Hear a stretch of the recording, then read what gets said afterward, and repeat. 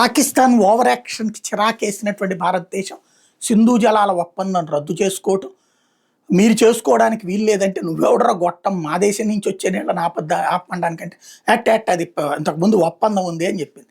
ఆ ఒప్పందం టైం అయిపోయిందిరా, అందుకని మేము ఎక్స్టెండ్ చేయం. పైగా అది ప్రపంచ బ్యాంక్ ముందు ఒప్పందం కాదు, ప్రపంచ బ్యాంక్ హామీ. ఆ హామీ టైం కూడా అయిపోయింది కాబట్టి ఆ నీళ్లు మేమే వాడుకుంటాం. రాజస్థాన్కే మళ్ళించుకుంటాం, పంజాబ్కే మళ్ళించుకుంటాం, కాశ్మీర్కే మళ్ళించుకుంటాం, మేము చూసుకుంటాం, నీకు ఇవ్వమని చెప్పాం. అట్లయితే రక్తం పారుద్ది అన్నారు. సరే రండి చూద్దాం అని చెప్పాం. అలాగే మా యుద్ధం చేస్తామన్నారు. సరే సిద్ధంగా ఉన్నామని చెప్పాం. దాంతో ప్రస్తుతానికి పాకిస్తాన్ రగిలిపోతా మాటలు మాత్రమే ఉంది. ఇక రాబోయే రోజుల్లో బంగ్లాదేశ్ కడుపు మంట కూడా తీరుతుంది.